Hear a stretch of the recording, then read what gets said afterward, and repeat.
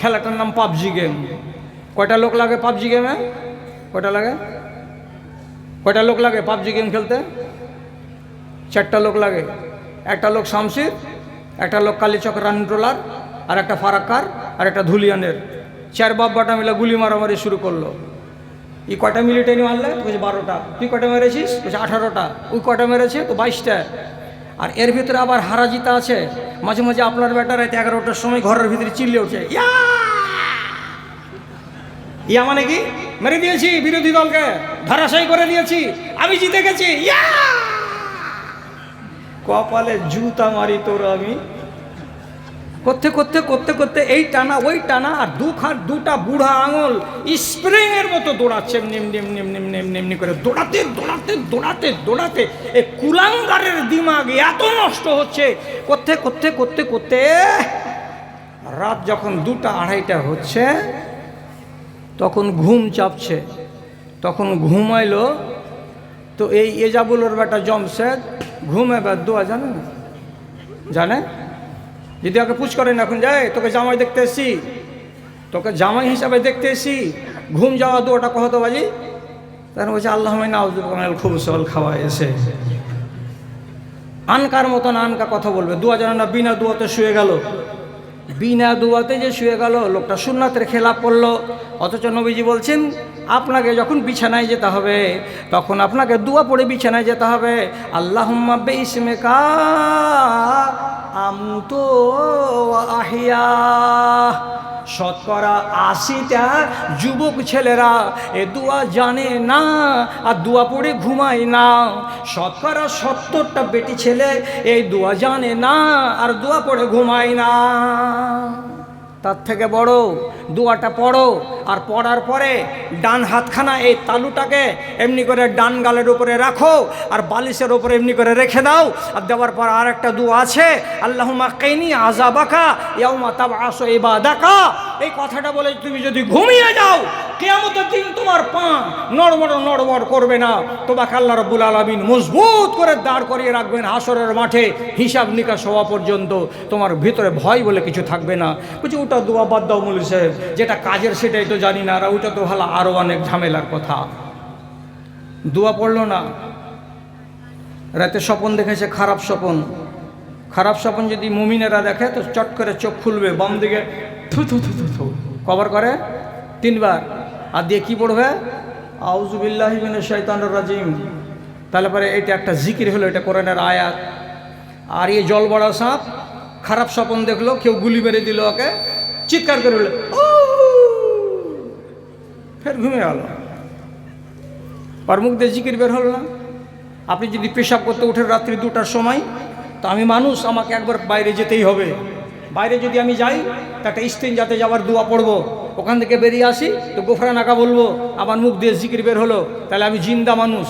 আর এই জালিম যদি পেশাব করতে যায়ও বা, তো ঢুলবে আর ঢুলবে, আর ঢুলতে ঢুলতে পেশাবখানাতে গেল, পেশাব করে দিল, কোনখানে পড়লো না হিসাব করতে পারলো না। আবার চেনটাকে সামনে নিয়ে ওখান থেকে বেরিয়ে চলে এলো, কিছু যে বলতে হয়তো ওটা কথা বলতেও পারলো না। ফজরের বেলায় 4:45টার সময় আজান হলো, আয় সলাতু খায়রুম মিনান নাওম। এই যেন না নড়ে, এইটা এই যেন না নড়ে, তার জন্য ওর কাঠবাপ ইবলিশ শয়তান দৌড়ে আসে ওর কাছে। একটা নাই, ওর চেলা হাজার হাজার আছে। এসে তখন গীত শুনেবে ওকে, সহি হাদিস বলছি, পিঠখান লাড়বে আর গীত শুনেবে। গীত শোনাতে গেলে ছোট ছোট ছেলেপেরা নিন যায়। এই জন্য আগেকার মারা যে কোনো মা ছেলে হতে গেলে মিঠা মিঠা করে লুরি শোনায়। তো ইবলিশ শয়তান ওকে লুরি শুনেছে, আর পিঠখান লাড়ছে। ভালো ছেলে হলে, ভালো মা হলে ভালো গলা বলবে, চাঁদের বুড়ি চরখা কাটে চাঁদেরই দোলায়, খুকুমনি যাবে সেথায় এসরে সবাই, এসরে সবাই। ই কি কইছে? আলাইকা লাইলুন তাবিলুন ফারকদ, আলাইকা লাইলুন তাবিলুন ফারকদ। এমনি করে ঘাটটাকে নাড়বে আর বলবে মুজিবুর রহমান এখনও উঠিও না, আরও 1 ঘন্টা টাইম আছে, ঘুম মেরে দাও।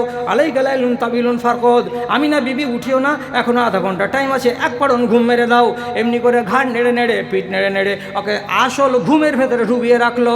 তাহলে এই বাচ্চাটা আর এই বাচ্চিটা রাত 12টার সময় কিংবা 10টার সময় যে ঘুমালো, তো তার ভিতরে একটুও কোনো পরিবর্তন দেখতে পাওয়া গেল না।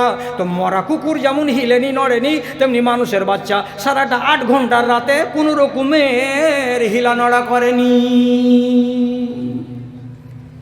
এইটার তর্জমা কি হলো? জিফাতুন বিল্লাইলে, রাতের বেলায় শুধবে তো মরা কুকুরের মতো। এবার গুনেন বাড়তে বাড়তে কটা করে মরা কুকুর আছে আর মরা কুত্তি আছে? আমি গুনে দিব? আমাকে বেড়াতে হবে কালিয়াচকের বাড়ি বাড়ি? সব বাবু জানেন, সব মারা জানেন আমার কটা বেটা এরকম মরা কুকুরের মতো ঘুমাই, আর আমাদের কটা বেটি মরা কুকুরের মতো ঘুমাই। মা জেগে গেল, বাপ জেগে গেল, নামাজে বেটা জাগতে পারলো না। যেদিন দেখবেন এইরকম ছেলে বাড়িতে দেখা গেছে, বাস সাদা কাগজে লিখেলেন অন্তর থেকে আল্লাহ খাসিয়াতে এলাহিকে উঠিয়ে নিয়েছে, আর ফিরে আসবে না। 3 নম্বর কঠিন সাংঘাতিক। আল্লাহ আমাকে বাঁচাই, আল্লাহ আপনাকে বাঁচাই, আল্লাহ আমার গ্রামকে বাঁচাই, আল্লাহ আপনার গ্রামকে বাঁচাই। নবীজি বলছেন ইয়াতাসাফাদুন আর-রিজাল কামা তাসাফুদিল হামিরে। ওই একটা যুগ আসবে, সেই যুগে ছেলেরা আর মেয়েরা নিজের নিজের প্রয়োজনে বাড়ি থেকে বের হবে। আর বাড়ি থেকে বের হওয়ার পরে এরা এক অপরকে চিনে কিংবা না চিনে, যদি পরিচয় থাকে, কলেজ মেট হয়, স্কুল মেট হয়, কিংবা পাড়ার ছেলে হয়, পাড়ার মেয়ে হয়, তো 2 জন ছেলে মেয়েকে চোখের সামনে আপনি দেখতে পাবেন ওরা কেমন কেমন হয়ে চলবে। নবীজি বলছেন গাধা যেমনভাবে রাস্তা হাঁটে ওই রকম করে ছেলে মেয়েরা রাস্তা হাঁটে। বুঝতে পারলাম না গাধা কেমন করে হাঁটে। গাধার চরিত্র হলো কি? গাধার চরিত্র হলো এই, 3-4টা গাধা যদি একসঙ্গে হাঁটে, তো একটা গাধা আর একটা গাধার পাছায় ধাক্কা দেয়, একটা গাধা আর একটা গাধার পিঠের চুলগুলোকে কামড়ে দেয়, একটা গাধা আর একটা গাধাকে তার গায়ে গা মেরে দেয়। স্থির হয়ে গাধা রাস্তা চলে না, গায়ে গা লাগিয়ে ঠেলাঠেলি করে রাস্তা চলে। তো তেমনি দেখতে পাবে একটা যুগ চলে আসছে, সেই যুগের ছেলে মেয়েরা কেমন হয়ে চলবে? তো আঙুলে আঙুল ভরে দিয়ে, জোড়া লাগিয়ে লাগিয়ে, অথবা ছেলেটা মেয়েটার ঘাড়ে হাত ঢেলে দিয়ে, অথবা ছেলেটা মেয়েটার কোমরে হাত লাগিয়ে দিয়ে এরা জোড়া জোড়া হয়ে হাঁটবে। যেন মনে মনে এইটা মনে হবে মেয়েটি বলছে হাতখান ধরে থাকি, না তো শয়তান পালিয়ে আর একটাকে ধরে নিবে, অথবা ছেলেটা মনে মনে বলবে আর হাতখানা ধরে থাকি, আর না তো কখন আমাকে ফাঁকে দিয়ে আর একজনকে ধরে নিবে।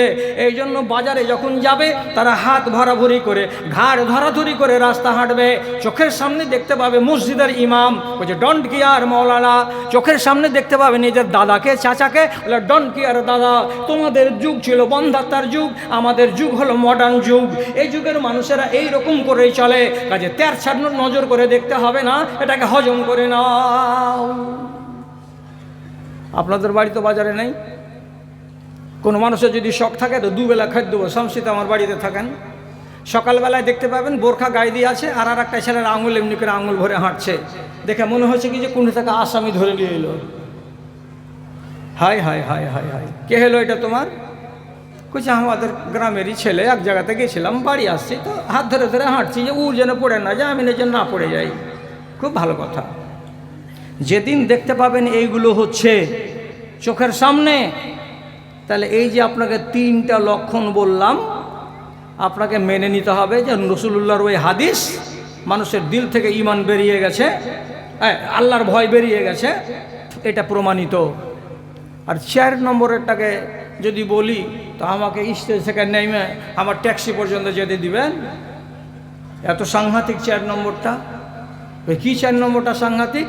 তো রাসূলুল্লাহ বলছেন অত্যন্তে কররই বাসাতো,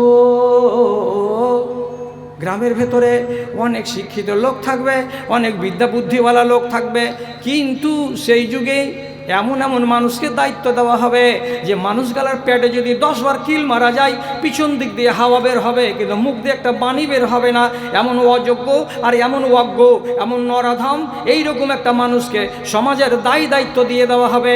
আর বিচারে বসে যাবে ওই লোকটা, আর বসে বসে গলা বাজিয়ে বড় বড় করে কথা বলবে। যদি তালাকের বিচার হয় তো ঘুরে ফিরে এই অযোগ্য নরাধাম চেয়ারে বসে বসে সভাপতি হয়ে থাকবে, ওই বিচার করবে। একটা মৌলবীর দরকার মনে করবে না, একটা মাস্টারের দরকার মনে করবে না। তো যেদিন দেখতে পাবে গ্রামের মোড়ল হয়েছে কে, তো নরাধম। যেদিন দেখতে পাবে তুমি মসজিদের সেক্রেটারি কে হয়েছে, তো নরাধম।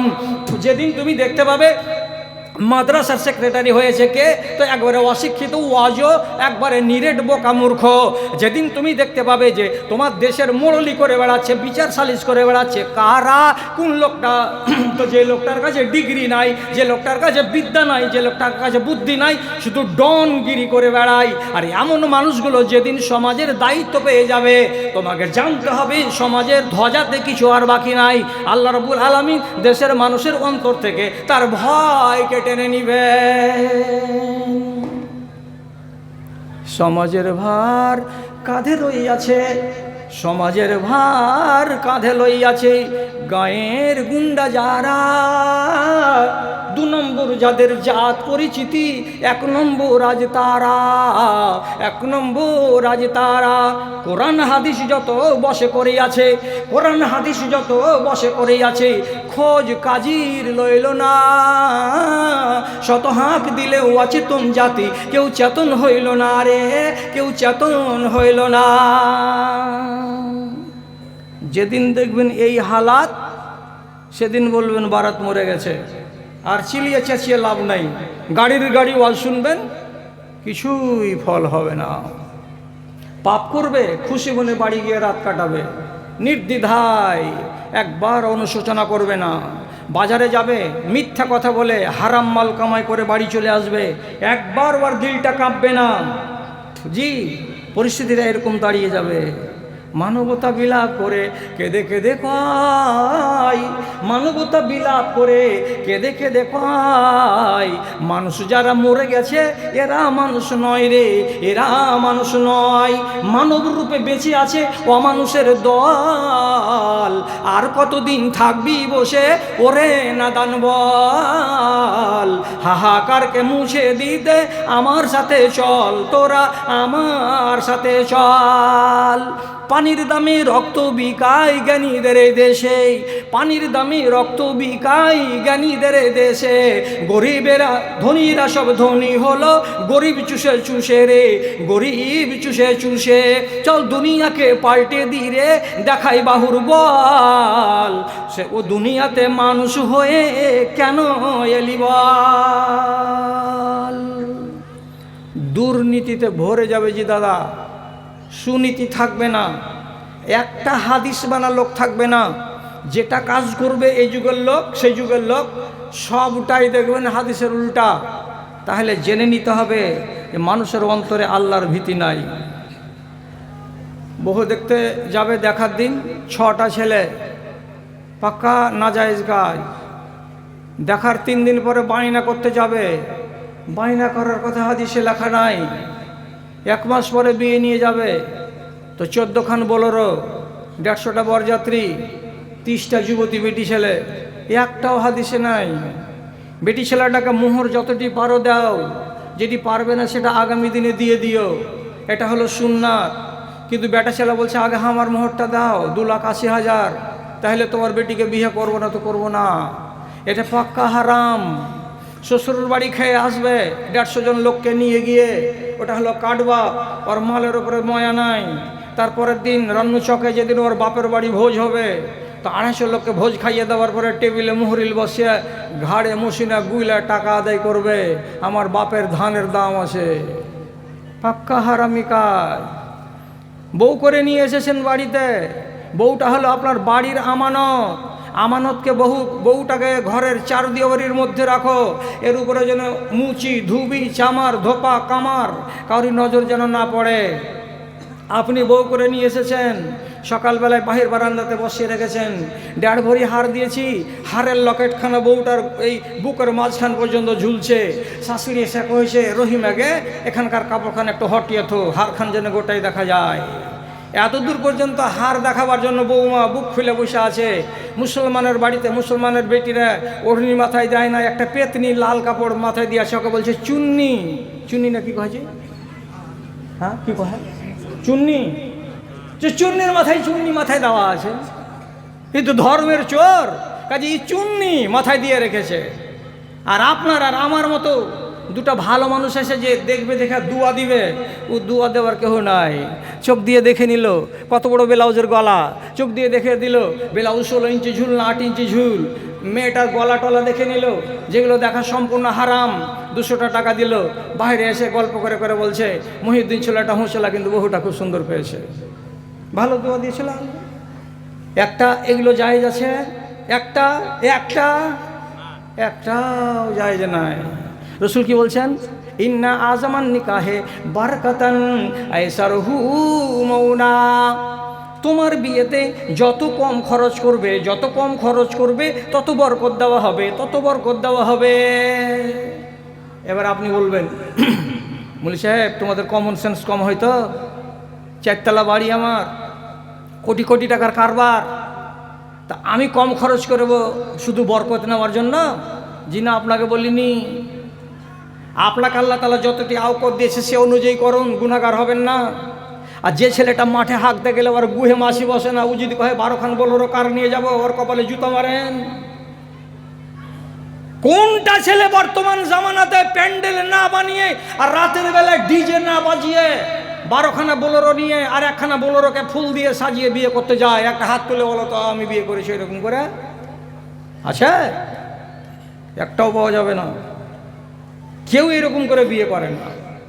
কেন? আওকতের বাহির খরচ করবে। রসুল যেটা বলেছেন সেটা মানবে না। তো না মানবা তো কি করব আমি? কেন মানো না জি?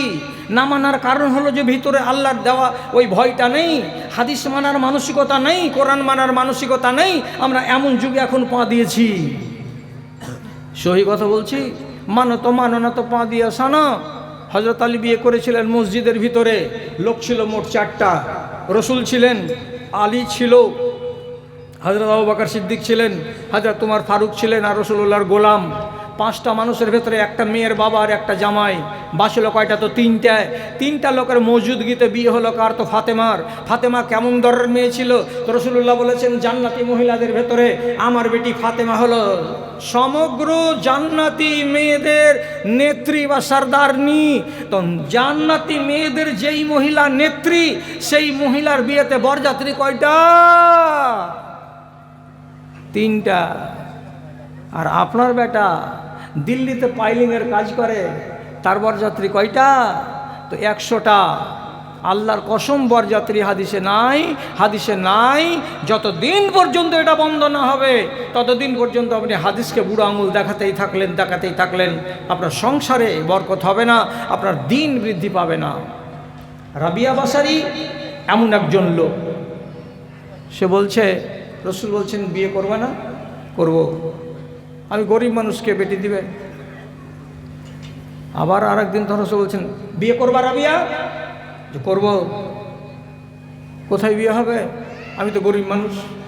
রাসূলুল্লাহ বলছেন আমি যেভাবে বলছি সেভাবে কাজ করো। এখান থেকে হাঁটতে হাঁটতে আনসারীদের পাড়া উত্তর দিকে চলে যাও, অমুক লোকটাকে যাও, আর যাওয়ার পরে সালাম দাও, আর সালাম দেওয়ার পরে বলো আমাকে রাসূলুল্লাহ পাঠিয়েছেন আপনার মেয়ের সঙ্গে আমার বিয়ে পড়িয়ে দিতে। এই মাইকের পাওয়ারে তোমার হয় না? হ্যাঁ হ্যাঁ করা মাইক ভালো লাগে না আমাকে। যে বলছে আসসালামু আলাইকুম, আমাকে রাসূলুল্লাহ পাঠালেন। কেন রে বাবা? বলছে আপনার মেয়েটার সঙ্গে আমার বিয়ে পড়িয়ে দিতে বললো। লোকটা বলছে রসুল বললেন হ্যাঁ। বড় ভাইকে ডাকছে, আমজাদ ভাই একটু বলতে আসিও তো। ভাতিজাকে ডাকছে, শোয়েবুর একটু ঈদগায় তো বাজি। বাড়ির 2-3টা লোককে বলতে বসে, ছেলেটার সামনে বসে আছে, আর কোনো খুদবা নাই, কোনো মোহরও নাই, কোনো বরযাত্রী নাই, কোনো মোড়ল নাই, কোনো সর্দারও নাই, 600টা পানও নাই। 3 কেজি বাতাসাও নেই, 500 গ্রাম সুপারিও নাই, 3 খান জনকপুরি খড়ও নেই। এখানে বসলো, বেটির বাবা বলে যে এই ছেলেটার সঙ্গে আমি আমার বেটি রোজিনার বিয়ে পড়িয়ে দিলাম। বিয়ে হল। বিয়েটা খুব সোজা ইসলামে, খুব সোজা, খুব সোজা। আপনি ভারী করছেন, এটা আপনার দুশ্চরিত্র। বিয়েটা খুবই সোজা ইসলামে। বিয়ে হয়ে গেল। রসুলকে এসে বলছেন, মসজিদে এসেছেন তো রসুল বলছেন, কি বাবা ওই লোকটা কি তোমার কথা শুনেনি? বলছে না, শুনেছে। বিয়ে হয়েছে? বলে হ্যাঁ হয়েছে। মুখ কেন ভারী রে বাপ? মুখটা মুচকি মুচকি হাসছো না কেন? তাহলে এমনি করে মুখ লাটচার করেছে, আল্লাহ রসুল বিয়ে তো করেছি কিন্তু বিনা মোহরে কিছু দিতে পারিনি, কিছু দিনই। রসুল মসজিদে নববীর সাহাবিটিকে বলছেন, ওরে আমার সাথীরা, তোমরা নিজের নিজের বাড়ি যাও, যার বাড়িতে যতটুকু পারো, যতটুকু সাধ্য হয় এতটুকু করে সোনাগুলো মসজিদে জমা করে দাও।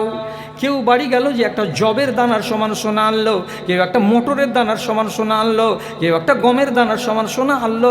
এ করে সোনাগুলোকে এনে এনে এক জায়গাতে জমা করা গেল। কতটি হলো? তো একটা খেজুরের বিচির সমান ওজন হলো। ওকে দিয়ে বলছে, আসরের টাইমে যাও শ্বশুর বাড়ি যাও, যে এই সোনাখানি তোমার শ্বশুরকে দিয়ে এসো, যে আমি আমার স্ত্রীর মোহরানা দিলাম। গেল, দিয়ে দিল। শ্বশুর খুশি হলো, বউটা আগনাতে পেয়ে গেল। তারপরে ঘুরে আবার মসজিদে এলো, মুখটা ভারী। রসুল বলছেন, হারে বাবা, মোহরের ব্যবস্থা করে দিলাম, তারপরে আবার মন ভারী কেন? তো আল্লাহ পাকের রসুলকে ছেলেটা বলছে, আল্লাহ রসুল আপনার দরবারে এখানে যত মানুষের বিবাহ হয় আমরা দেখেছি তারা ওয়ালিমার দাওয়াত দেয়। ওয়ালিমার দাওয়াত মানে কি? বিবাহ করার পরে 1 দিন কিংবা 2 দিন পরে যে ছেলেটার বিয়ে হয়েছে সে ছেলেটা 10টা 15টা 20টা লোককে দাওয়াত খাওয়ায়। আর দাওয়াত খাইয়ে সে কী করে? মানুষের কাছ থেকে দোয়া নেয়, তাতে তার সংসারে বরকত হয়।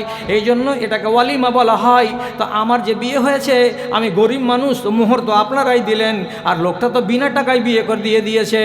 আমার যদি ওয়ালিমা না হয় গরিব হওয়ার কারণে, তো আমার মনটা বিষ করবে কি করবে না? রসুল বলছেন, এই ছেলে, আমার বাড়িওয়ালি আয়েশার কাছে যাও, আজ ওকে বলো যা আসে বাড়িতে দানা দিয়ে পাঠাও। মা আয়েশাকে যে বললেন লোকটা, হযরতে আয়েশা রাদিয়াল্লাহু তাআলা আনহা বলছেন, আমি কি করলাম? আমার স্বামীর কথা শুনে আমি আমার বাড়িতে একটা চাঙ্গারি ছিল। চাঙ্গারি মানে চাঙ্গারি এগুলো কি চাঙ্গারি বলে দেশে? চাঙ্গারি, হ্যাঁ চাঙ্গারি। আর ধামা বলি আমরা, চাঁচলের লোক ওদিকার লোক। ধামা, 1 ধামা জব বাইরে দিয়ে বলছে এটি বাড়িতে ছিল, নিয়ে চলে যাও। ওটিকে আটা করা হলো রুটির জন্য। আর একটা লোক একটা ছোট্ট ছাগলের বাচ্চা দিল, ছাগলটাকে জবে করা হলো। আর মাগরিবের টাইমে মসজিদে নববীতে যেটা গরিব সাহাবী ছিল 15 থেকে 20টা, ওরা রুটি আর তরকারি বা মাংস 2টা করে পেলো, খেয়ে নিল। সবাই বলল, বারাকাল্লাহু ফিক হায়াতুকুম, আল্লাহ তোমাদের সংসারে বরকত দেয়। ওয়ালিমা হয়ে গেল। এবার ওয়ালিমা যখন হলো তখন ছেলেটা খুব খুশি। এবার আপনাকে জিজ্ঞেস করে বলছি, এটা হলো সুন্নতি তারিকা। সুন্নতি তারিকায় বিয়ে হলো, আড়ম্বরপূর্ণ বিয়ে নয়, এটা একদম সাদামাটা বিয়ে, কোনো খরচ টরচ নাই। আপনাকে যদি বলি এটা সুন্নতি বিয়ে হলো, এই মজলিসে কটা লোক আছে যে হ্যাঁ সুন্নতটাকে মানতে আমি রাজি আছি? কেউ আছে? আমি যদি লাইট জ্বালিয়ে খুঁজে বেড়াই, কে আছো কে আছো কে আছো, কেউ রাজি হবে না যে এই সুন্নতি আমি বিয়েটাকে করব। তাহলে আমি কেন আজ করছি দেশের মানুষকে জীবন ধরে? আর আজকে 64 বছর কবরে যাওয়ার টাইম হয়ে গেল, যদি আপনারা আমার কথাই না শুনবেন তো। দাদা আমার, কম খরচে বরকত বেশি। কেন আপনার শ্বশুরের বাড়িতে 100টা লোক নিয়ে গিয়ে বেচারিকে গরু মারালেন? আর কেন তাকে প্যান্ডেল বানাতে হলো? কেন তাকে ডেকোরেশন ভাড়া করতে হলো? আর কেন আপনাদের জন্য নাস্তা করতে হলো? 100 জন লোক কি জীবনে কোনোদিন মেহমান হয়? মেহমান হয় তো কটা হয়? 3টা নেই, 4টা নেই, 5টা লোক হয়। 100টা লোককে কেউ মেহমান বলে? তোমরা সব ডাকাতি করতে গেছিলে লোকটার বাড়ি। গেলে কেন এতটি লোক? গেলে তো খেলে কেন ওর বাড়ি? কে তোমরা ওর বাড়ি খাবার? লোকটা যদি ওই টাকাটাকে আপনি বরবাদ না করতেন, সব মিলিয়ে জুলে 60,000টা টাকা, কোনো একদিন নিজের বেটি আয়েশাকে বলতো, বেটি রে তোকে 60,000টা টাকা দিলাম, সংসারে কিছু করে টোরে খাবি। বুদ্ধ যদি 8খানা বোলেরো ভাড়া 4,000 করে ভাড়া দিয়ে এখান থেকে বাবলা কমলপুর না যেত, তাহলে 4 8 32,000 টাকা তার বাঁচত। আর একটা ফুলের ডেকোরেশন করা ট্যাক্সি তার খরচ হলো 9,000, ওটাও বাঁচত। এই টাকাটি কাজে লাগতো। ওর বাবা বলতো আর একদিন, বেটা ইব্রাহিম তোকে 1 লাখ টাকা দিচ্ছি, কিছু ব্যবসা ট্যাবসা কর বেটা। বাপও সুন্নাত মানতে রাজি নাই, বেটাও সুন্নাত মানতে রাজি নাই, শ্বশুরও সুন্নাত মানতে রাজি নাই, শ্বশুরের বেটিও সুন্নাত মানতে রাজি নাই। আমরা কি ধরনের চলতে চাইছি? আমার মন যেভাবে চলবে আমি সেভাবে চলতে চাইছি। আল্লাহ, আমি আমার মন মতো চলবো আর তারপরে বলবো যে আমি মুসলমান, এটা জীবনে কোনো দিন হতে পারে না। কতটি ওয়াজ শুনবেন? আম্মা আয়েশা বাড়িতে, হঠাৎ এই ডিউটি দিয়ে একটা মেয়ে ছেলে ঢুকলো। মেয়েটির নাম কি? সাফিয়া। কার বেটি? আব্দুর রহমানের। আব্দুর রহমান কার বেটা? আবু বকরের বেটা। তাহলে আবু বকরের পতিন আর আয়েশা রাদিয়াল্লাহু তাআলা আনহার ভাতিজি ফুফুর বাড়ি বেড়াতে এলো। মাথাতে কাপড় কেমন?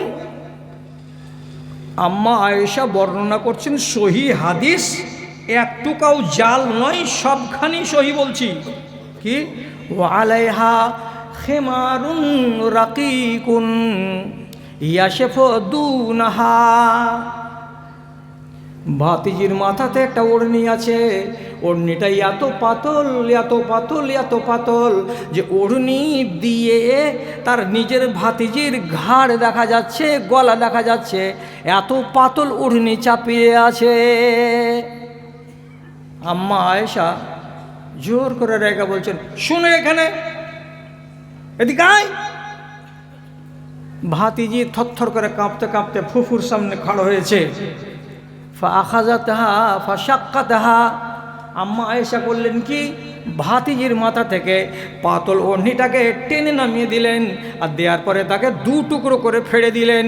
আর দেওয়ার পরে বলছেন, এই ওড়নিটা জীবনে যেন তোর মাথায় দেখতে না পাই, আমি ফেড়ে 2 টুকরো করে দিয়েছি। বাড়ি গিয়ে এটাকে সেলাই করে নিয়ে এটাকে ল্যাপের খোল বানিয়ে নিবে, তাও কাজ দেবে। কিন্তু তোমার মতো একটা যুবতী বেটি ছেলের মাথায় এই রকম পাতলা ওড়না চলবে না, জীবনে যেন দেখতে না পাই। এ কথাটা বলে আম্মা আয়েশা নিজের ঘরের ভেতর থেকে আর একখানা ওড়না নিয়ে আসলেন, যে ওড়নাটা ছিল গপসো এবং মোটা। মোটা ওড়নাটা নিজের ভাতিজির মাথায় চাপিয়ে দিলেন।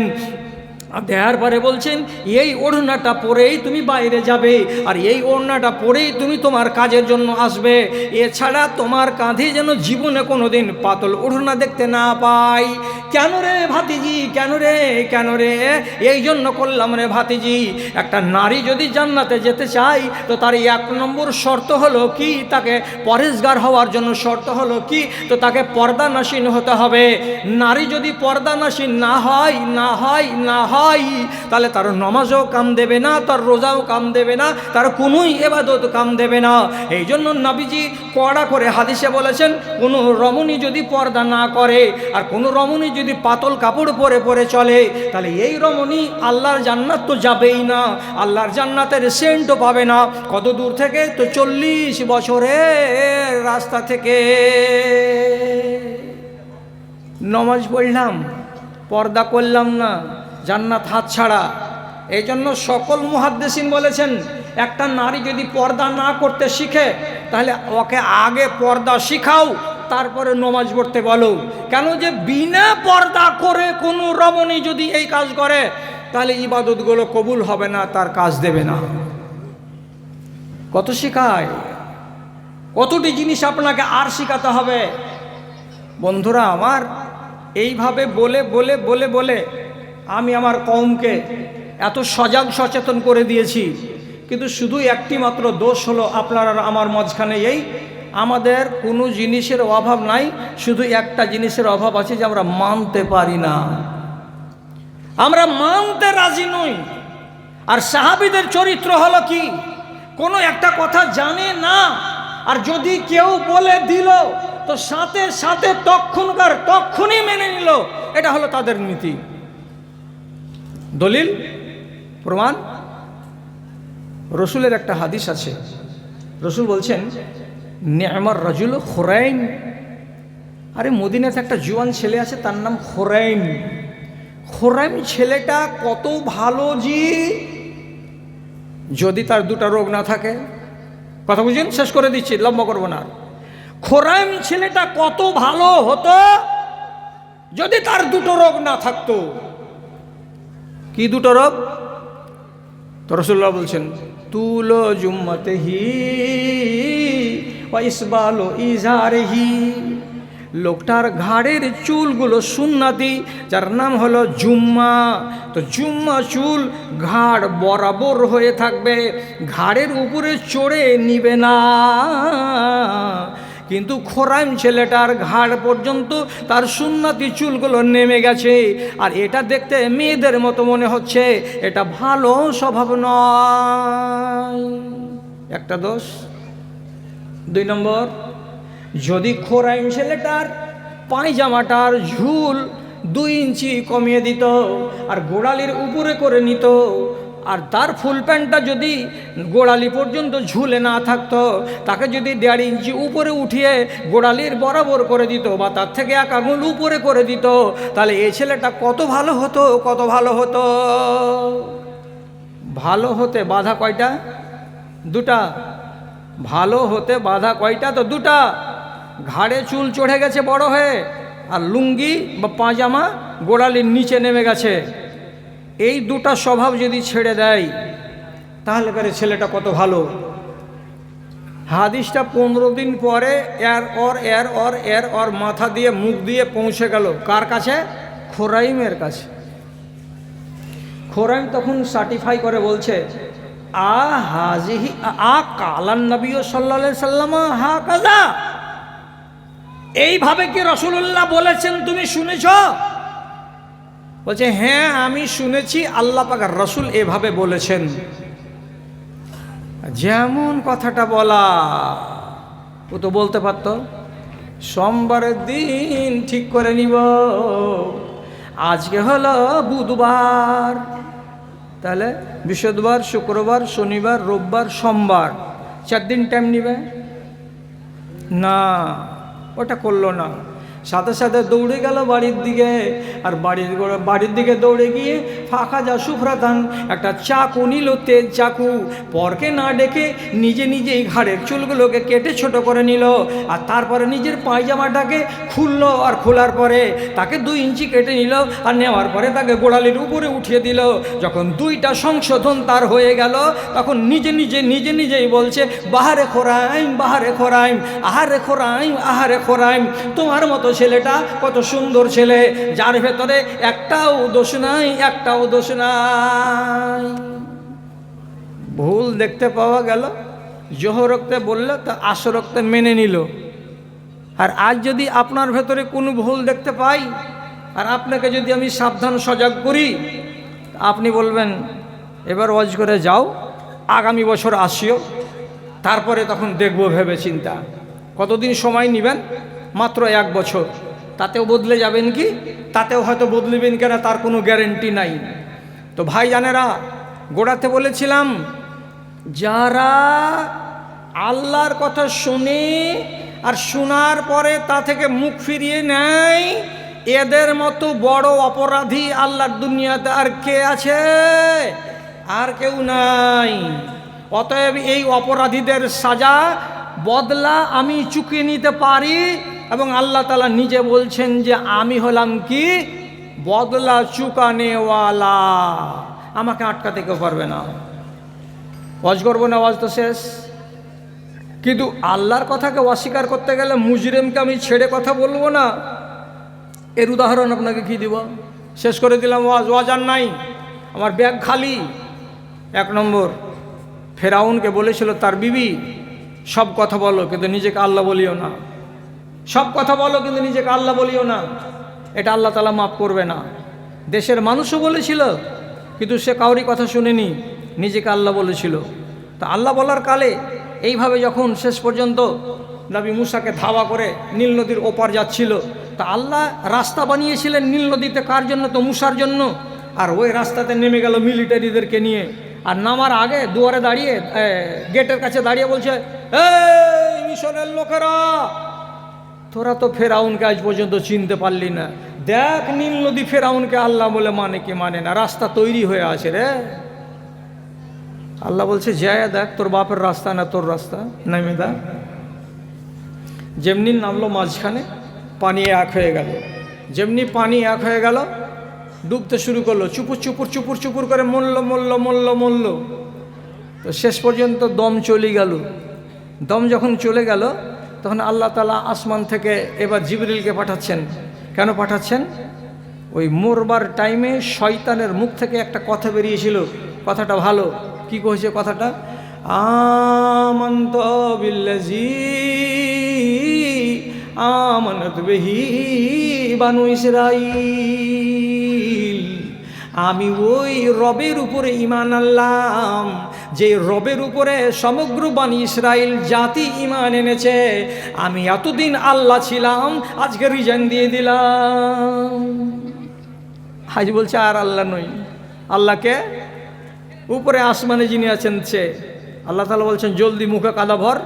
হারামি যদি আর দু তিনবার বলে দেয়, তা আমি তো আল্লাহ দয়াবান, আমি মাফ করে দিতে পারি। আর এই হারামকে তো মাফ করা যাবে না, বদলা কি করে নিব? তখন আল্লাহ তাআলা বলছেন তুই তো বিনা শব্দে আর বিনা কথাতে শেষে ওইটুকু বলে দিয়ে তুই কবরে চলে গেলি, তোর সাজাটা কি? তাহলে আল্লাহ তাআলা কোরআনে বলছেন ইন্না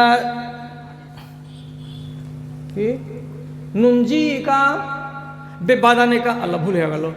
আল্লাহ তাআলা বলছেন এ ফেরাউন, তোর মতো জল্লাদকে আমি মাটির উপরে হারাম করেছি, তোকে খাবে না। পানির উপরে হারাম করেছি, তোকে খাবে না। পোকার উপরে হারাম করেছি, তোকে খাবে না। কেন? এই জন্য খাবে না, লিনাজআলাকা আয়াতান লিমান খালফাকা, তুই মরে যাওয়ার পরে যত দুনিয়াতে মানুষ আসবে সবাইকে জ্ঞানের চোখ দিয়ে দেখতে হবে আর জ্ঞান নিতে হবে, তার জন্য তোকে রেখে দিলাম। তোকে পোকাতে খাবে না, কিছুতেই খাবে না। আল্লাহর সঙ্গে বাকড়ামি করার সাজাটা কি? কেউ যদি জিজ্ঞেস করে তোকে বলতে হবে নাম কি তোমার? যে আব্দুর রহমান। অ্যান্ড্রয়েড মোবাইল আছে? যা আছে। জলদি খুলো বাপ, খুলে দাও।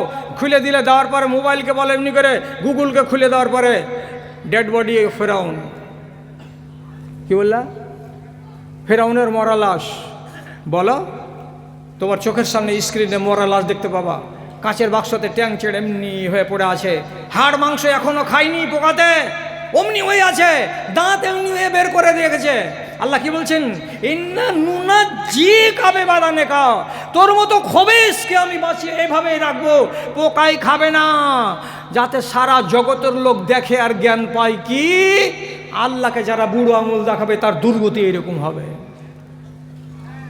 খা লাগে, জীবন চলে গেল, কবরে যাওয়ার টাইম চলে আসলো, আজ পর্যন্ত পাকা নমাজি হতে পারোনি বাবাজি।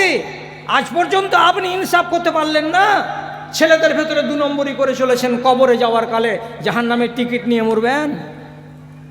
আল্লাহ মনে রাখেন, যারাই বাকড়ামি করেছে আল্লাহ তাআলা তাকে ছাড়েনি। আবুল আহাবের এক বেটার নাম ওতাইবা।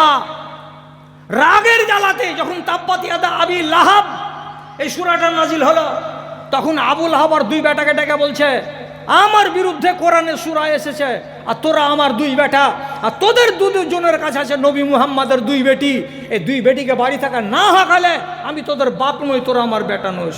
ভাগা, দুশ্মনের বেটিকে বাড়ি থেকে ভাগা। ওতাইবা করলো কি? 1 পা 2 পা করে হাঁটতে নবীজির কাছে গেল। আর নবীজির কাছে যাওয়ার পরে আলফাল কথা বলল। আর বলার পরে তুমি আমার বাপকে এই কথা বলেছো, তাব্বাত ইয়াদা আবি লাহাব বলেছ। আর বলে দিয়ে দূর থেকে থু করে নবীজির দিকে বেইজ্জত করে থুতু চালিয়ে দিল। রসুলকে গালি দিল, রসুলের উপরে থুতু চালালো। আল্লাহ পাকের নবী বেইজ্জত হয়ে গেলেন। তখনই সাথে সাথে রসুলে পাক সাল্লাল্লাহু আলাইহি সাল্লাম মুখ দিয়ে একটা কথা বললেন, কি? আল্লাহুম্মা সাল্লি আলাইহি কালবান মিন কালাবিকা। এ পরওয়ারদিগার, তোমার নবী যে বেগুনাহ, যে অপরাধ করেনি, এমন নিরপরাধ মানুষটাকে এইরকম করে লান্তান করে গালি দিয়েছে, এই ষাঁড়কে আল্লাহ তাআলা তুমি দেখে নিও। যেই মালাউন আমাকে বকলো আর আমাকে গাল দিল আর আমার বেটিকে তালাক দিয়ে দিল, আল্লাহ তুমি এর উপরে তোমার একটা কোনো একটা কুকুরকে নিযুক্ত করে দাও, ওই কুকুরের কামড়ে যেন এই কুকুর মরে যায়। শুনতে পেলেন? এইবার 3 মাস পরে ব্যবসা করতে বাহির হয়েছে। বাহির যখন হচ্ছে তো 12-14টা লোকের কাফেলা ওখানে যে আবু লাহাব কইছে, এই দলের লোকেরা, আনা আসাদুন্নাসে আখওয়াফু আলাইহে মিন বেদুয়া ইন নবী, মুহাম্মদকে মানি না কিন্তু মুহাম্মাদের দুয়ার উপরে আমার বিশ্বাস আছে, এই জন্য আমাকে খুব ভয় লাগছে আমার বেটাকে বলে। নবী মুহাম্মদ বদদুয়া করেছে, আল্লাহ এর উপর একটা কুকুর লাগিয়ে দিও। এই জন্য বলছি বাপজিরা, তোমরা বিদেশে যাইছো তো যেতে গেলে আমার বেটাকে জীবনে কোনো দিন যাওয়া পর্যন্ত আর বাড়ি আসা পর্যন্ত কিনারাতে ঘুমাতে দিও না। তোমরা চারিদিকে ঘুমাবে আর আমার বেটাকে মাঝখানে করবে। হতে পারে নবী মুহাম্মাদের দোয়া কবুল, আমার ছেলেকে কুকুর কামড়াবে, জীবন চলে যাবে। ঠিক আছে চাচা। চলে গেল জোগাতে জোগাতে জোগাতে জোগাতে সিরিয়ার প্রান্তে গিয়ে এক জায়গায় রাতের বেলায় ঘুমিয়েছে। চারিদিকে 15টা সাথী আর বাক্স আর প্যাঁটরা, তার ভেতরে শুয়ে আছে কে? এই জল্লাদ। রাত 12টার সময় একটা বাঘ এলো, নেকড়ে বাঘ, একে শুঁয়ে দেখে আর দেখার পরে বললে এটা আসামি নয়। আর একটাকে শুকে দেখে, এটা আসামি নয়। 1 2 3 4 5 6 7 8 করে লোকগুলোকে শুকে শুকে শুকে শুকে দেখলো, কোনোটার সঙ্গে মিলে না। বাঘ বলছে এখানে আসামি আছে তো কোথায়? হঠাৎ করে পেঁটরার দিকে যদি দেখছে, বাক্সের দিকে যদি দেখছে, তো ছোট ছোট পাগুলো লুকিয়ে লুকিয়ে দেখা যাচ্ছে চাদরের তলা দিয়ে। 1 পা 2 পা করে বাঘ ওখানে গেল, আর যাওয়ার পরে নাক লাগিয়ে যেমনি শুকে দেখা মাত্র মুখটা ঝুঁকিয়ে বলছে আসামি পাওয়া গেছে। ওইখানে কামড়িয়ে আর ঘাড়ের লতাকে ছিঁড়ে রক্তে লহুলাহান করে বাঘ চলে গেল জঙ্গলে। আবু লাহাবের বেটা সিরিয়ার মাটিতে কুকুরের মৌত মরে গেল। দিয়ে কাফেলা বাড়ি ফিরে এলো, জিজ্ঞেস করছে আমার বেটা কই? তোমার বেটাকে রাতের বেলায় জঙ্গলের জানোয়ারে কামড়ে লহুলাহান করে মেরে ফেলে দিয়েছে। তখন চুলকাইছার বলছে আমার বেটার নবী মুহাম্মদের সাথে বাকড়ামি করাটা ঠিক হয়নি, এই জন্য নবী মুহাম্মদের যে গালটা তাকে হাড়ে হাড়ে লেগে গেছে। তো যারাই বাকড়ামি করবে তাকে আল্লাহ তাআলা ছেড়ে কথা বলবেন না। আমি আর আপনি যদি বাকড়ামি করি, হতে পারে বড় কোনো রোগে পড়ব। আমি আর আপনি যদি আল্লাহর বিরুদ্ধাচরণ করি, তো হতে পারে মরবার কালে আমার মুখ দিয়ে কলমা বের হবে না। আমি আর আপনি যদি আল্লাহ রাব্বুল আলামিনকে ওপেন চ্যালেঞ্জ করি, তাহলে মরবার কালে আমার কষ্ট বেশি হতে পারে, তাড়াতাড়ি জান যাবে না। সকালবেলা থেকে লোক বলছে ফুরিয়ে গেল, কিন্তু আপনি ফুরিয়ে যাচ্ছেন না। বেলা কেটে যাচ্ছে, রাত কেটে যাচ্ছে, নিঃশ্বাস উঠছে না, খালি মরার বাকি আর দেহটা শান্ত হওয়াতে বাকি, কিন্তু মানুষের অপেক্ষার শেষ নেই, আর আপনার জানটা যাবে না। কত রকমের যে আযাব আল্লাহ রাব্বুল আলামিন দুনিয়াতে রেখেছেন, আর সেইগুলো আযাবের মুখামুখি করে আল্লাহ তাআলা বলছেন আমি অনেকটা মানুষের দুনিয়াতে বদলা চুকিয়ে নিই। কেন? যে আমি হলাম এমন জাতের জাত, আমি বদলা চুকাতে অত্যন্ত শক্তিশালী। আমি কাউকে ডাকি না, আমি কাউরি পরোয়া করি না, আমার ইচ্ছা হলেই আমি বদলা চুকিয়ে নিই। আল্লাহর কাছে দোয়া করব, যতটি আমার খালা এখানে বসে আছেন, প্রথমে আর আমার ভাইয়েরা আর আমার বাপেরা, প্রথমে আপনারা মুহসিন মুসলমান হয়ে মরেন। মুহসিন মানে কি? নফল নমাজও পড়েন, ফরজটাও পড়েন, রোজা ফরজটাও করেন, তার সাথে সাথে যদি পারেন তো নফল রোজাও করেন। কেন? যে জান্নাতে একটা গেট আছে, গেটটার নাম হলো রাইয়ান। রাইয়ান গেট দিয়ে ওরাই ঢুকতে পাবে যারা রোজা পালন করে মরবে। রোজা কয়টা করেছেন বাপ? শুধু রমজান, আর কোনো রোজা করেননি? আমার এখানকার খালাগুলোকে জিজ্ঞেস করেন, ওরা নফল রোজা করে। খালা কয়টা রোজা করো তোমরা নফল? তো কইছে আশুরার একবার করি 2টা, আর আরাফার রোজা করি 1টা। আর কোনো রোজা করো রে বাপ মা? আরও সুন্নাত আছে, নফল রোজা আছে। বারবার না পারলে জীবনে একবার করো। সেটা হলো কি? শাওয়াল মাসের 6টি রোজা। আর একটি রোজা আছে প্রতি সোমবার আর প্রতি বৃহস্পতিবার। আর একটি রোজা আছে, সে রোজাটি হলো কি? প্রত্যেক চাঁদের 13 আর 14 আর 15। এক এক রোজার এক এক নাম, এক এক ফজিলত। আর মারাকে বলছি, বাপেরাকে বলছি, যাদের আপনাদের বয়স হয়ে গেছে, বিগত দিনের খেসারত যদি দেওয়ার মন থাকে তো কমসে কম 2 কিংবা 4 কিংবা 6 কিংবা 8 রাকাত নমাজ আর তার সাথে 3 রাকাত বেতর ফজরের আজান হওয়ার আগে পড়তে অভ্যাস করেন। যে ব্যক্তি এই নমাজ পড়বে সেই ব্যক্তির গায়ে গুনাহার বাস একটুকু থাকবে না, আল্লাহ সব মাফ করে দেবেন ওই মানুষটাকে। কেন? তো ওই রাতের নমাজটাকে বলা হয় তাহাজ্জুদের নমাজ। যে মানুষ তাহাজ্জুদের নমাজ পড়ার জন্য উঠে তাকে কয়েকটা নিয়ম পালন করতে হয়। উজু করবে, আর উজু করার পরে মুখটাকে উপর দিকে করে আলে ইমরান সূরার শেষকার 15টা আয়াত পড়তে হয়। আর তার সাথে সাথে সুবহানাল্লাহ 10 বার, আলহামদুলিল্লাহ 10 বার, লা ইলাহা ইল্লাল্লাহ 10 বার, আস্তাগফিরুল্লাহ 10 বার, আল্লাহুম্মা ইন্নী আউযু বিকা মিন যিকিদ দুনিয়া ওয়া যিকি ইয়াউমাল কিয়ামা 10 বার বলার পরে নমাজে দাঁড়াতে হয়। তো যে মানুষটা রাত্রি 4:30টার সময় সারা দুনিয়ার মানুষ ঘুমিয়ে আছে আর এমন টাইমে উঠে যদি দাঁড়িয়ে দাঁড়িয়ে আল্লাহ তাআলাকে 10 বার বলে আস্তাগফিরুল্লাহ আস্তাগফিরুল্লাহ আস্তাগফিরুল্লাহ, আল্লাহ তুমি আমাকে মাফ দাও, আল্লাহ তুমি আমাকে মাফ দাও, তো আল্লাহ রাব্বুল আলামিন বলেন, ওরে বান্দা দিনের বেলায় বলতে আসিসনি, রাতের বেলায় বলতে এসেছিস কেন? এই জন্য যে সারা দুনিয়া ঘুমিয়ে আছে আর আমার অফিস আদালত জেগে আছে, আর তুই এই টাইমে সুযোগ নিতে এসেছিস। যা, তুই যখন আমার কাছে মাপ চাইছিস তখন তোর গা আর হাতকে ধুয়ে মুছে আমি পরিষ্কার করে দেব। চেষ্টা করুন রাতের বেলায় ছোট করে ধরতে গেলেও নমাজ পড়তে। আর বলছি, মুসলমান হয়ে মরিয়েন না, মুমিন হয়ে মরেন। মুমিন মানে কি? 5 ওয়াক্ত নমাজ পড়েন, সুন্নাত নমাজটি পড়েন। জাকাত দেওয়ার তো আপনার আওকত নেই, জাকাত আপনাকে লাগবে না। গরিব মানুষ, আপনার উপরে হজ ফরজ নেই, হজ আপনাকে করতে হবে না। কিন্তু জীবনে চুরিতে যাবেন না, ডাকাতি যাবেন না, কাউকে মারতে যাবেন না, পড়োশিকে কষ্ট দেবেন না, পরনারীর সঙ্গে ছিনতাই রাহাজারি করতে যাবেন না। এইগুলো থেকে নিজেকে বাঁচিয়ে রেখে যদি আপনি জিন্দগি গত করে মরেন, আর আপনার যদি পুঁজি কম নিয়েও মরেন, আপনি মুমিন হয়ে মরলেন। আপনাদের জন্য দোয়া করছি, পারেন তো নাম্বার 1 ক্যাটাগরির মুহসিন হয়ে মরেন, যদি না সম্ভব হয় তো মুমিন হয়ে মরেন। আল্লাহ যেন আপনাদেরকে মুসলমান করে মরণ না দেয়। আজকের মতো আপনাদের সামনে এই কথাটাই ছিল শেষ কথা। আর এরপরে আমার আর বক্তব্য নেই। আমি টানা 5 দিন জালসা করে আজকের দিনটা রেখেছিলাম আরামের জন্য। আমার ভাই মাওলানা মনিরুদ্দিন সাহেব বলছে, মাওলানা আমাদের ইজ্জতটা রাখেন, একটাও মাওলানা পাওয়া যায় না, আরামটাকে একটু হারাম করেন। আপনাকে রাত 12টার আগে ছুটি দিয়ে দেবো, বাড়ি গিয়ে আরাম করবেন।